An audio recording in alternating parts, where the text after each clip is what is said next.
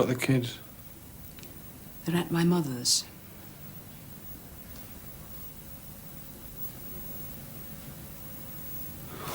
This is ridiculous.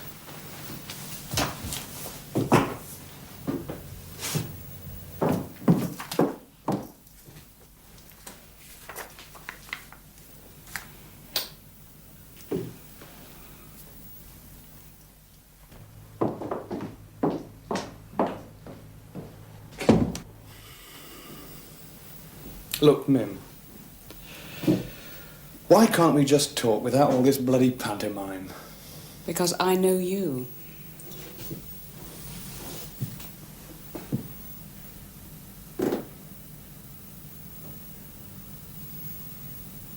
I'm not having adultery.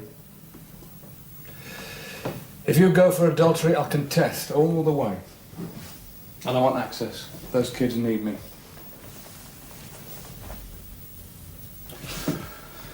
You've stewed me in guilt long enough, Lovey. I am done. Now turn off the heat or I'm gonna stick to the side. Don't be more melodramatic than you can help, will you? Don't go on. You can say what you have to say when the solicitor comes in.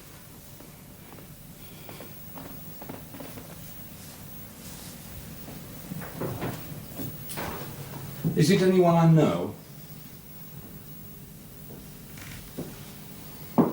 I know, man. The kids have talked about him, and I can tell. And I'm glad. Honestly. You're glad? Of what?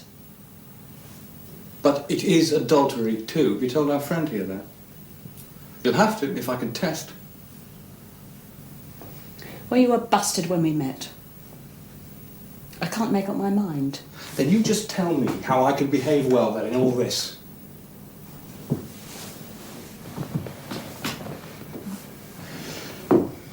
Look. Now look. I stopped loving you.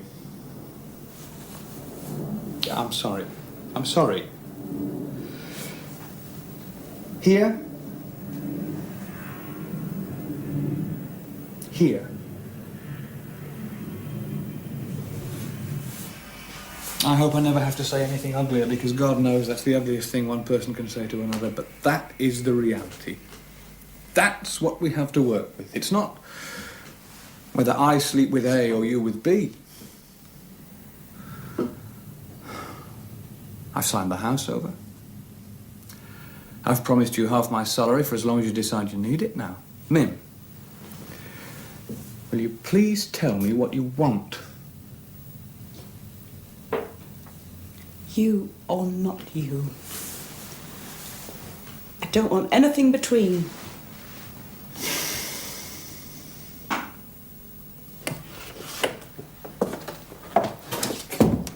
Forgive me, that took rather longer than I'd anticipated.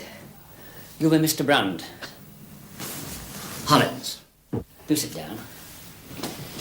This is slightly irregular, as you're no doubt aware, but your refusal to fee a solicitor to act for you does make the normal process rather difficult, Mr. Brand. Yes, I think I explained why in my letter. Yes, quite. Well, you have something to say to your wife? Would you care to proceed?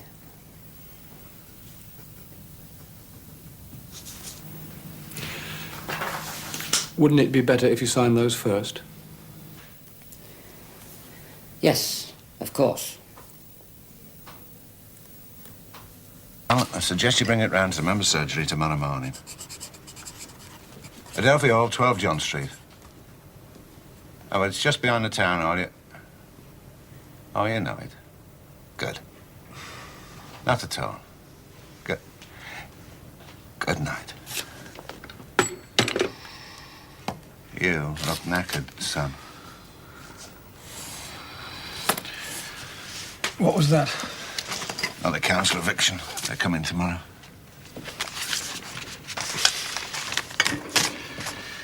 What time do you have, Alf? 22, minute after. I've got to be in Manchester 9 at the latest. What are the buses like? 216 every 12 minutes if they're running. They've been refusing to go out after 9 weekends since that stabbing. Better get my skates on. What happened to the car? My wife has it. Hi, Bill. Off. How do you know you? Oh, fine. We've got that South African thing through. Up before council next week. Good, I'll watch out for it. What time's last arriving? Midday tomorrow. Eh? He's speaking in Liverpool tonight. I'm picking him up at the station. I did well getting them up here. Lads at Bryant's are grateful, though they won't let on they are. Still taking stick, are you? I wouldn't say that. Though I'm bound to say I'm not exactly scooping popularity plaques in the Parliamentary Labour Party either. Never mind. We can't all be living, but we can try. Oh, and on the subject of Bryant's and the occupation, don't expect too much from it, all right? No, hang on, Hughie. How do you mean? Well, I've got over 50 engineering lads out there. So I'm in touch daily. Now, see for yourself tomorrow. It's not good. We've got no leverage. We've got problems, It could all just... All I'm saying is, think ahead a step or two, all right?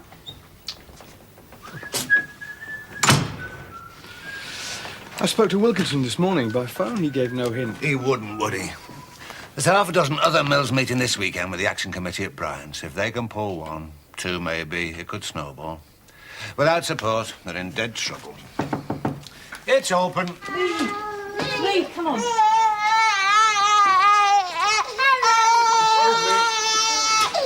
this the Labour Party? That's right. What can I do for you?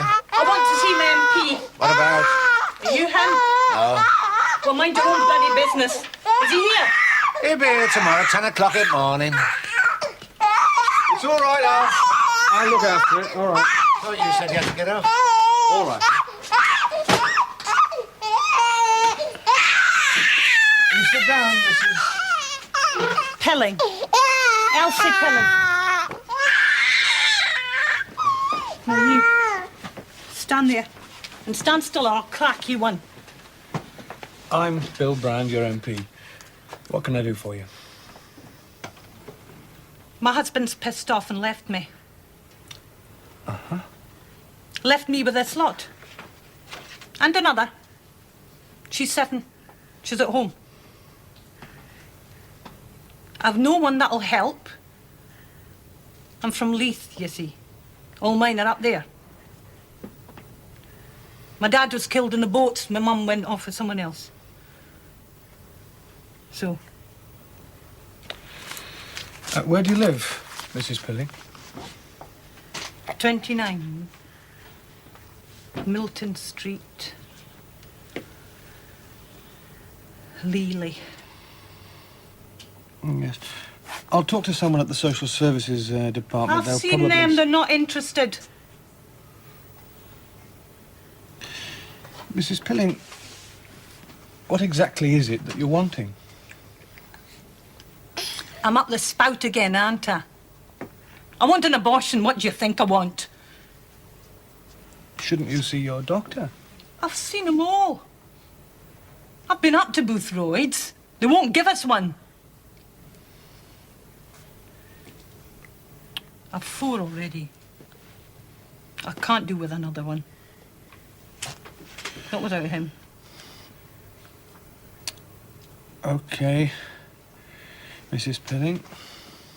I'll do what I can.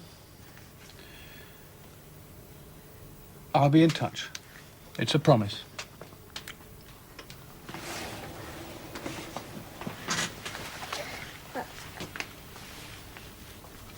Lee, come on. Right. The pressure upon societies like this to admit into their repertoire of possible behaviours the things we've been discussing and bearing witness to tonight will of course continue. But it would be wrong, in my view anyway, for Gaylib and the others to conduct separate and secular struggles against the structures that oppress them.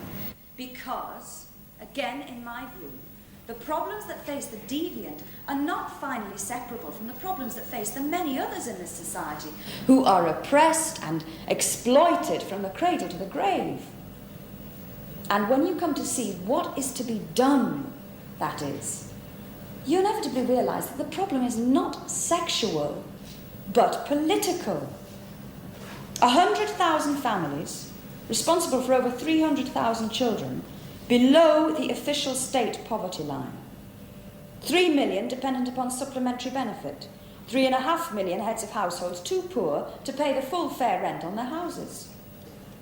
There are all around us greater indignities inflicted on the human spirit than the oppression of sexual predilection.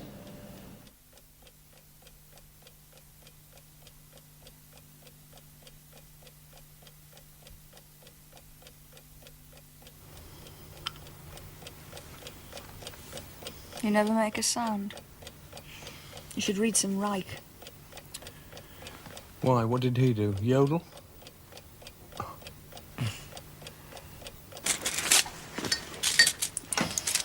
It was a good meeting. Gay Lib had a dozen or more there. A lot of women's organisations. Wish you could have got there. You're doing more of that now? Mm-hmm. With my own particular emphasis, of course. Yeah, I noticed. I heard you winding up. You think I've got it wrong? Well, I thought you sounded a mite opportunist. I mean, you might actually persuade the sexual deviant to see his oppression in terms of the more general oppression of the exploited classes. But will you persuade those classes to accept the deviant as an ally in the struggle? Listen, Christ, you should have been there. There was a guy in drag started telling us about this dance at Stockport Trades Council Club. 300 trade unionists, with their husbands and wives, and 8 transvestites from Gay Lib. Right? And not a voice raised in protest all evening. Not a murmur. And Guy said, that's his name, Guy said, yeah, he went to the gents and he stood between 2 miners, skirts in his hand, huh? And one of them turned to him and said, it's better out than in, eh? You're losing touch, Mr. Brand, down there in that house of wind of yours. Evidently.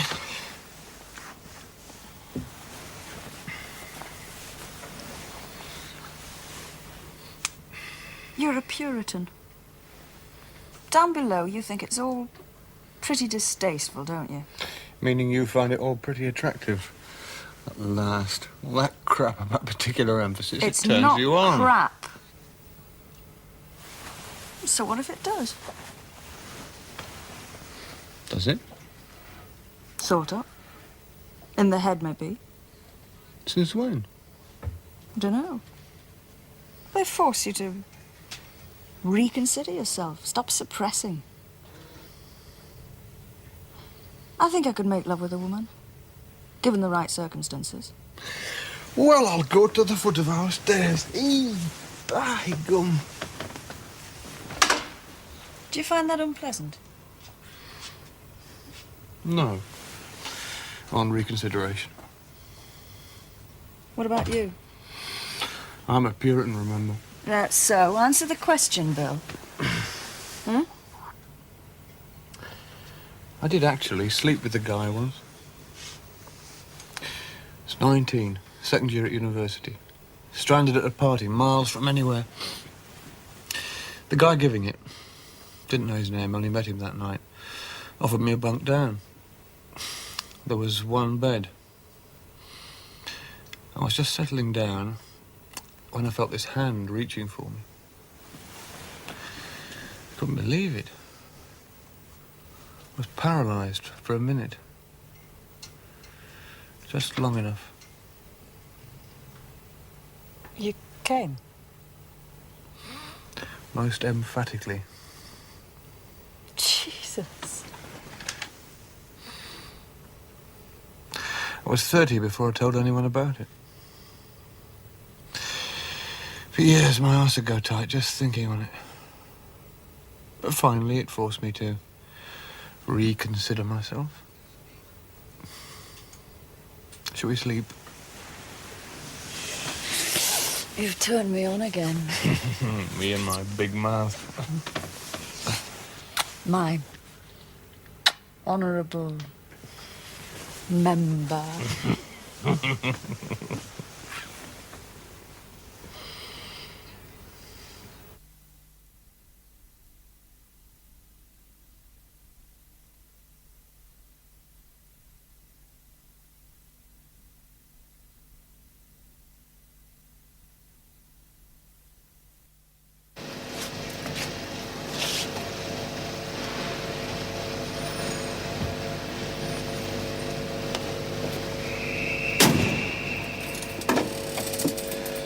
Thanks for coming. Hiding to nothing, I suppose.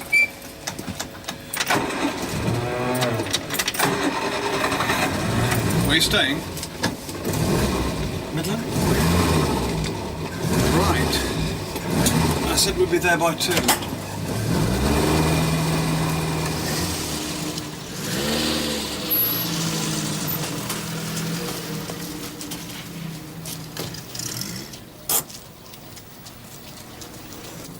You have any business here?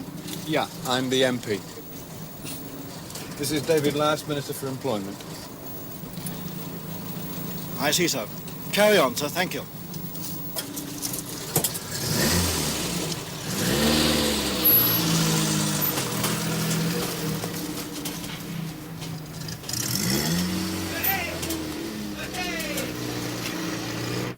I think that's a fair explanation of the government's position. Not much of a message, comrade. No, but it's the best I can do. I'm not here to con you with promises we can't keep. The PM's ordered an urgent review of the whole industry. What's your own opinion of all this, then?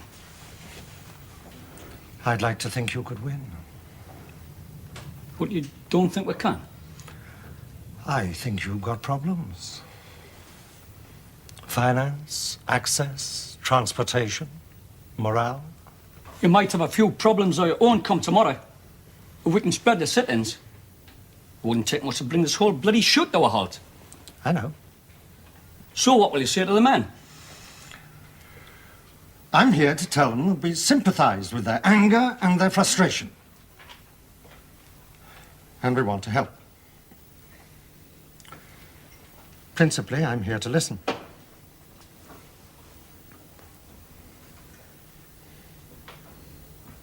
Jeff? Okay. But I think we should have some assurance that our comrade isn't proposing to hand out advice. If only for his own sake. It's a fair while since I've seen red meat. Wouldn't it be more fraternal to allow the comrade to take his chances? I'm not here to advise. The government wants you out. Of that there can be no doubt. But those are not the terms I agreed to come here on. I'm not here as emissary. I'm here to learn. And if anybody here imagines I've abandoned a lifelong belief in the efficacy of militancy since I joined the cabinet, maybe you should say so. We'll go down then. See what's in? That might go down. You've got some things for you to take back to London when you go. Files on troublemakers.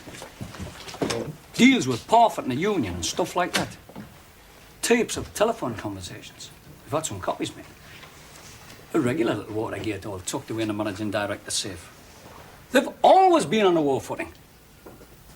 It might help some of your less militant colleagues in Cabinet see the real situation in industry today. Right, we'll go.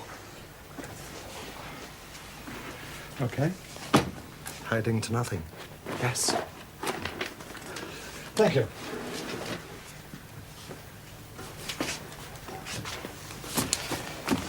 I spoke with Hughie Marsden yesterday.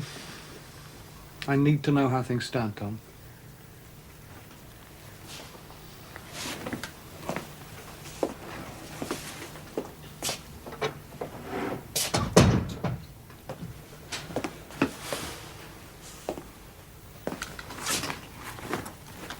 Production stopped Wednesday.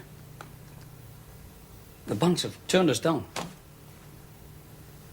The engineers are getting sucked off into their jobs. The men are getting bored. The union won't back us, so we're living on donations hand to mouth. Friend Parfitt is floating a redundancy scheme fed to him by the employers that aims to drop night shifts. That hits the Pakistanis. You can imagine what the National Front are doing with all that.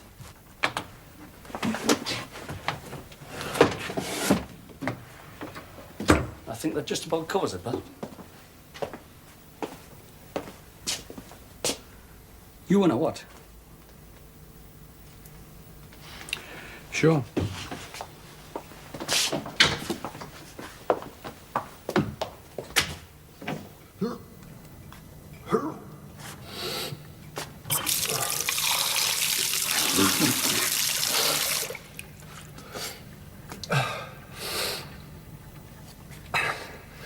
This is nice.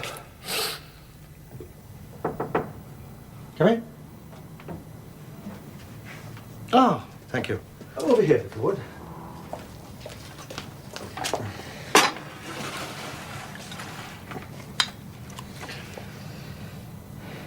If you just sign this, sir. Thanks. You're in the government, aren't you? Yes, that's right. I thought you were. Never mind, eh? Don't look now, you're surrounded. I'm your friend, then. Welcome to the Lead Balloon Club. Listen, I should go. Rubbish. We sit down, eat your sandwich. How are you feeling? Grand, considering. How about you? Well, if past experience is anything to go by round about there, I shall begin to feel fine. That's an awful lot of red-eye. Well, you may not have noticed, Mr. Bell, but I've eaten an awful lot of shit this afternoon. But we make our own beds. I noticed. I spent all my life on the back benches. 32 years of principal refusal. Took me 2 hours to say yes when Arthur offered. I had lunch with my wife. She put all the arguments against. I agreed. Went back and said yes. Was I wrong? Depends what you want. You'll know what I want. I want to build socialism, but this way. Because here now for us there is no other.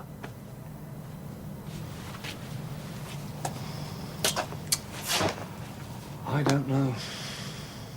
I don't know.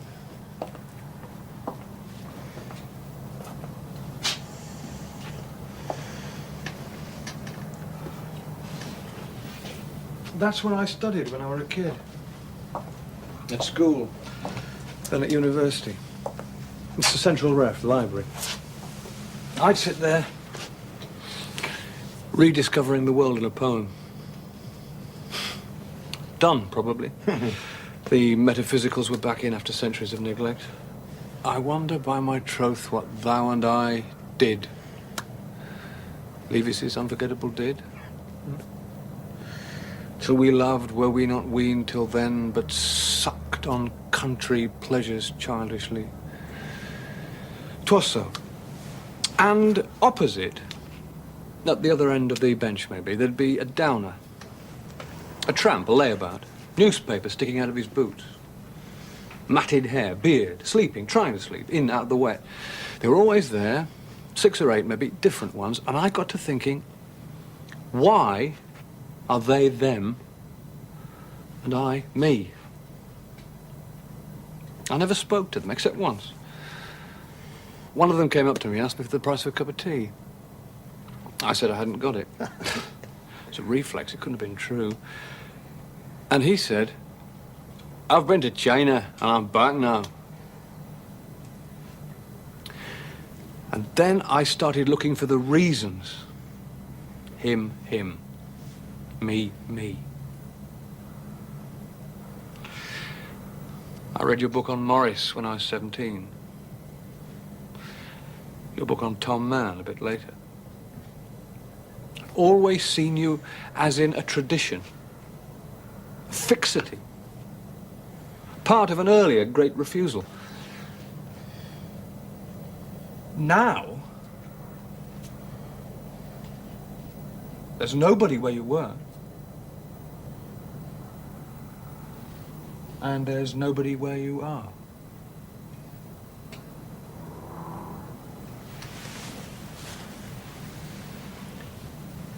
You see this as a sellout, then?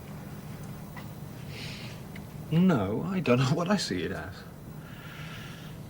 The scourge of the right, they used to call you after Nye died. CND, Clause 4, rights of immigrants. You were greatly admired. What do you see it as?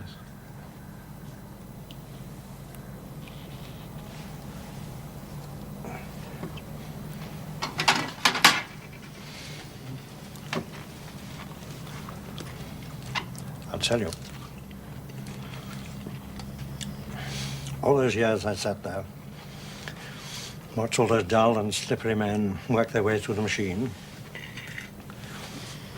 getting their departments, pulling real levers, making decisions, seeing them enacted.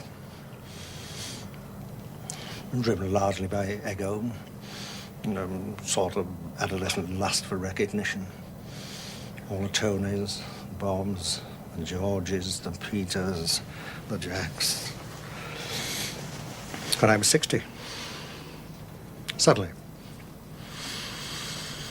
30 years, like a week, all of it touchable. Bound together by what? By a sort of rhetoric. Words, precepts, arguments, ire, air on air. Not enough, I thought. I thought if our party is the real agent of socialist transformation, here and now, I mean, but that's been a bedrock of political faith for me all my adult life. Why doesn't it happen? I thought if Parliament is the real power behind our society, why, when we're in office, do we slide and squelch about like shysters and milksops when it comes to translating our programs into realities? A month later, Arthur invited me to join the government. And I just felt I no longer had the right to say no. It doesn't ever just happen. It has to be made. And it has to be led. Couldn't it be argued that they've simply muzzled you within their collective responsibility? Perhaps. Oh, I've lost some freedom, certainly. You saw me this afternoon. Not pleasant. Yet it's not wholly inconceivable now. I might make leader of the party. Even PM.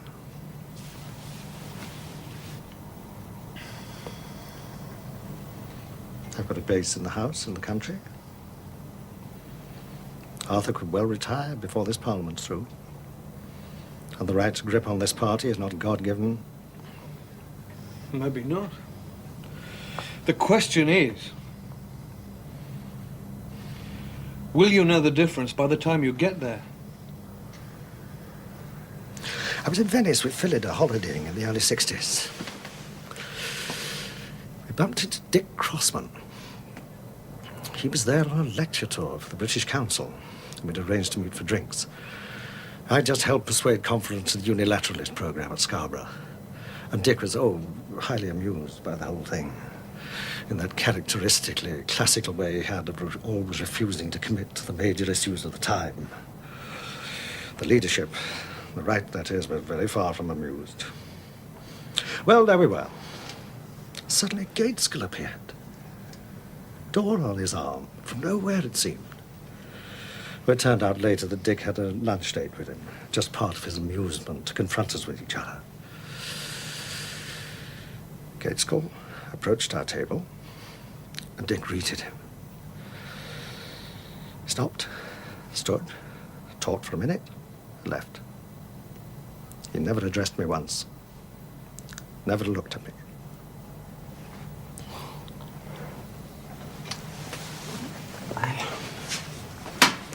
I'll know the difference, comrade.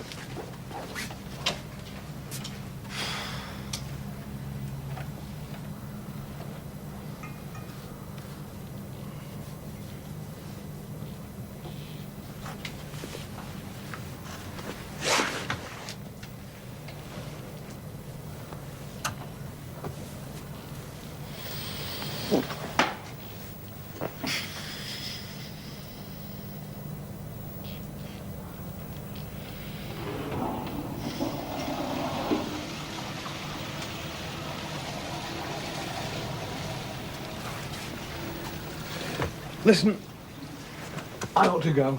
Yes, I know. One for the road. Oh, I can't drive with this lot inside me. I've got to get a cab. Oh, I'm sorry. I'll get away with you. It's been a pleasure. I had these lines running through my head in there. I haven't read them in 20 years. There they were, sharp as foxes as I peed. If you came this way, taking the route you'd be likely to take, from the place you'd be most likely to come from, it would be the same at the end of the journey. If you came by night like a broken king, if you came by day not even knowing what you came for, it would be the same. When you leave the rough road and turn behind the pigsty to the dull facade on the tombstone, and what you thought you came for is only a shell, a husk of meaning, from which the purpose breaks only in fulfillment, if at all. Either you had no purpose, or the purpose is beyond the aim you figured and is altered in fulfillment.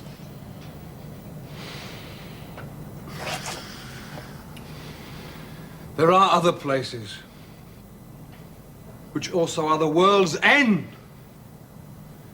Some at the sea jaws, or over a dark lake, or in a desert, or a city. But this is the nearest in place and time now, and in England.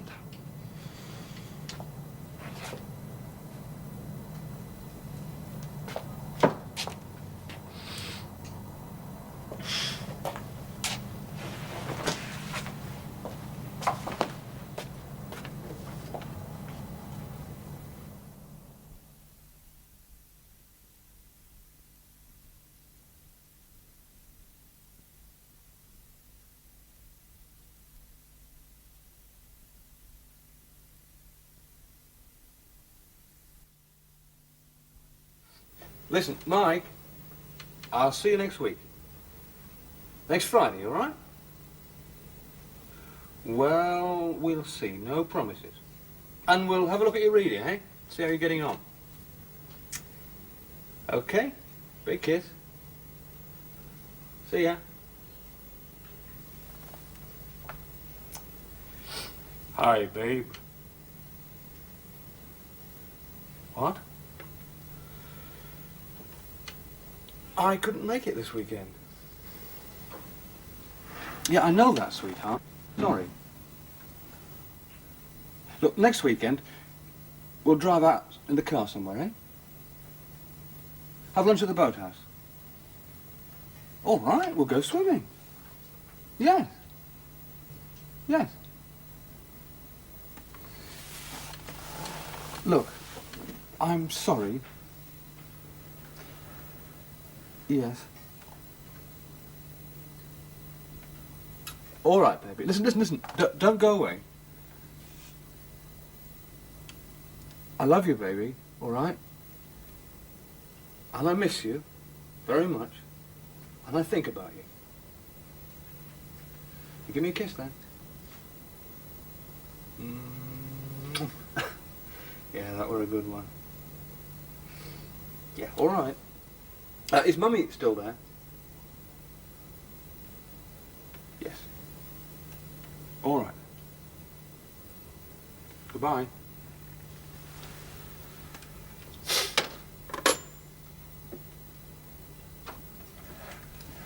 Hi. Hi.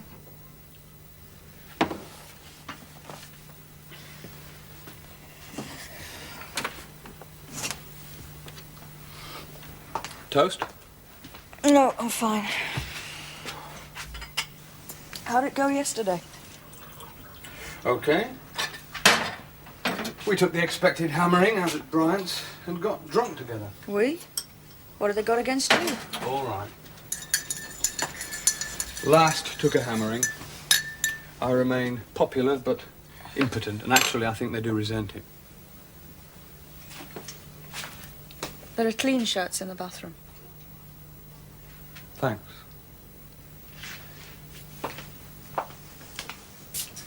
I got so sodden I had to leave Jarrett's van down there. That's why I was late. How'd you get on with him? Fine, fine. Did he talk about the job again? Nope. Will you take it if he offers? I don't know.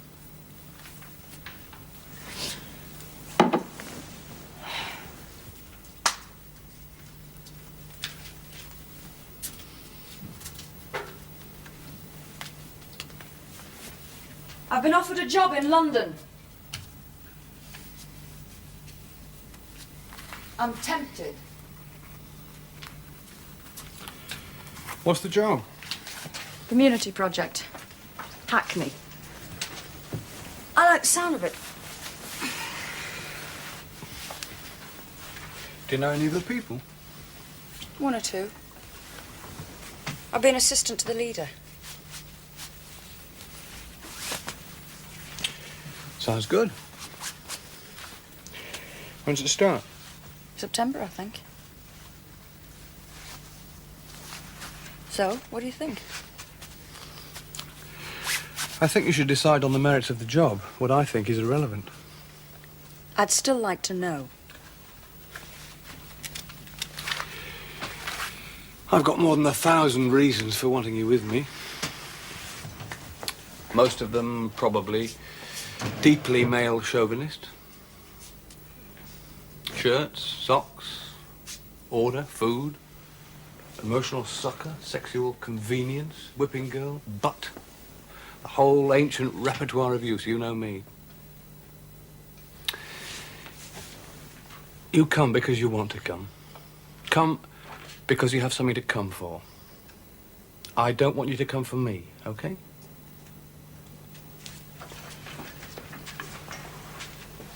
Oh, and, I love you. I forgot to mention that. The ultimate blackmail. Actually, I was thinking on more practical lines. If I do take the job, I could keep this place on for you and maybe get somewhere for us both down in London. How does that sound? Sounds very practical.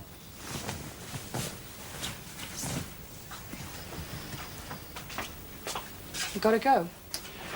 Yeah, I've got to pick up the van and drive over to Alderley Edge. Oh, yeah? Who do you know in the stockbroker belt, then? It's a gynecologist. He's been refusing an abortion for a constituent. His name's Marcus. Know anything about him? Oh, yeah, he's new. From Birmingham. Picked up a few shockwaves recently down the advice centre. Catholic, hysterically anti-abortion, part of the Birmingham ring. Talk to Joe Fitton. He'll fill you in. He's doing a pamphlet on him. Oh, Christ, that's just what I need. Hey! It's her who's got the real problem. Touché.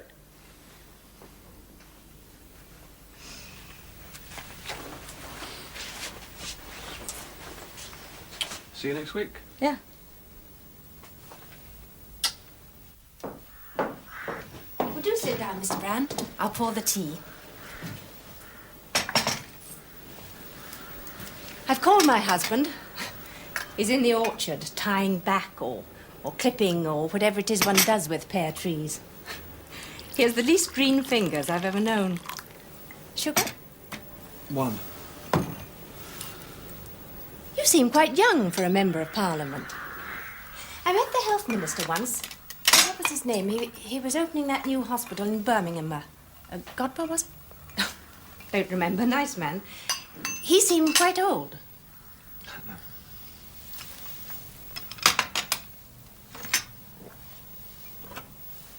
It's a lovely house. Yes, isn't it? Wasted in us, I'm afraid. Can you imagine what a few children could do in a garden like that? I can't believe yours are all grown up, Mrs. Marple.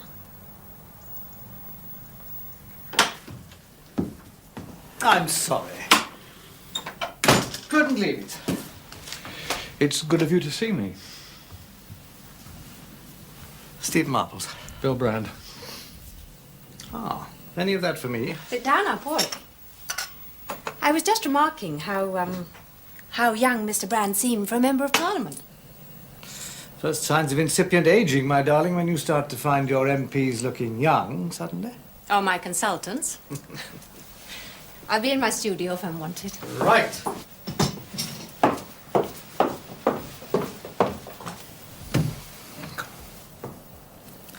She pots, you know. You know, the wheel, she makes things. She's quite good. Well, now then, this Pilling woman. I've looked at her file since we talked on the telephone. What can I tell you about her? I understand she's been refused an abortion. That's right. By you. That's right. May I ask on what grounds? Mr. Brown, the doctor doesn't have to offer grounds for refusing an abortion. The patient has to offer grounds why she should have one. Mm. Which, in the case of Mrs. Pilling, you presumably reject. Yes. Medically, she's a sound bell. Psychologically? She seems quite capable, level-headed, realistic. There's really nothing in her which suggests... Well, her life isn't significantly harder than tens of thousands of women who bear children quite happily without any thought of abortion. Mr. Marples, I've spoken with the Social Services Department. Mr. Pilling has left her and has no intention of returning. She's currently having a great deal of difficulty in finding the rent for the four-room hovel she calls home, and could soon be evicted and have her children taken into care. In the view of the Social Services Department, unless she's given an abortion soon, Mrs. Pilling could well find herself a backstreet artist with possible consequences you're doubtless aware of. I beg you to think again. That's a little hysterical, don't you think? Just a trifle. In any case, you cannot remedy one evil by perpetuating another. Evil, Mr. Marples? It is the law of the land, this land, now, that in certain circumstances and with proper medical safeguards, pregnancies may be terminated. I'm well aware what the law is, Mr. Brown. If Mrs. Pilling is not satisfied, she's entitled to go elsewhere. I've only one hospital. That will be my advice to her, Mr. Marples. I'm now beginning to worry about all the others. You do terminate pregnancies, don't you? I mean, circumstances do exist where you have decided to abort the fetus rather than risk irreparable damage to the mother's health.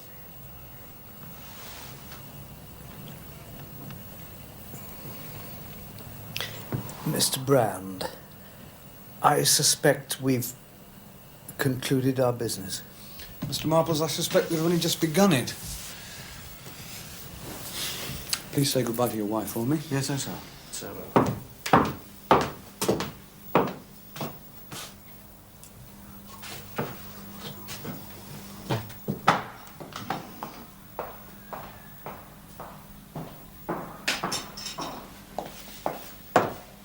Oh, has he gone? Yes. Oh, what a pity. I liked him. What did he want? Nothing much, my darling. He just wanted to involve me in a little gentle murder.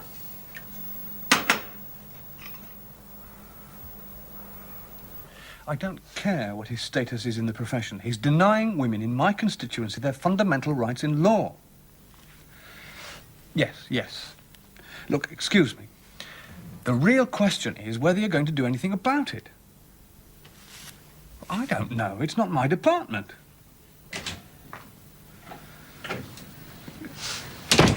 Electoral embarrassment. I haven't met a constituent yet that doesn't believe she should have the... Oh, sure, men. Yes. They don't have the bloody problem. Right. I give you warning. I'm going to raise it. Yeah. And if that doesn't get us anywhere, I'll go to the papers. Yeah. Right. Bill, you wanted to talk. I'm sorry, I've got a lunch appointment. I can't stop. Oh, thanks for coming. I wanted to know what you thought about the idea of a vote strike. Vote strike? How do you mean? There's a two-line tomorrow on the education thing. We threaten to vote against unless they promise immediate action on quotas. Against? Come on, Bill. What? I'm a parliamentary private secretary, Bill. I'm a member of the government, for Christ's sake. You're a member of parliament for a constituency. It will lose 500 jobs within the next 3 months unless something is done, Michael. Why don't you leave my constituency to me, old chap? Sure.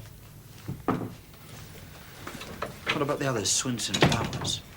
Why don't you ask them? No, you mean. I'm not surprised. You're a sententious bastard, Brand. Do you know that?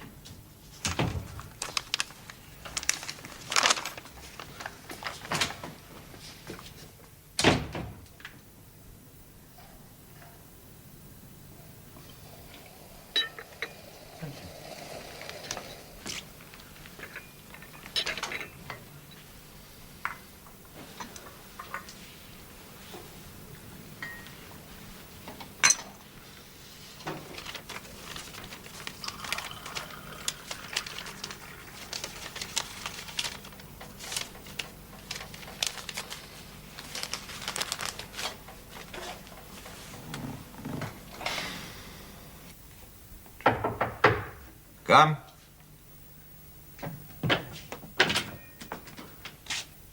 Come in, brother. Come in. Thank you for coming. Grab a chair.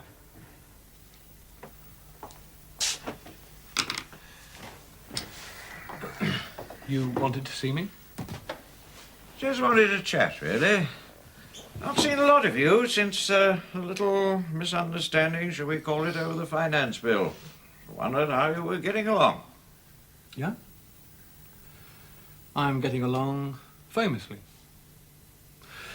Or in the words of one or two of our honourable friends, it beats working any day. Good, good. Like to keep the troops happy. Oh, that's what I'm here for.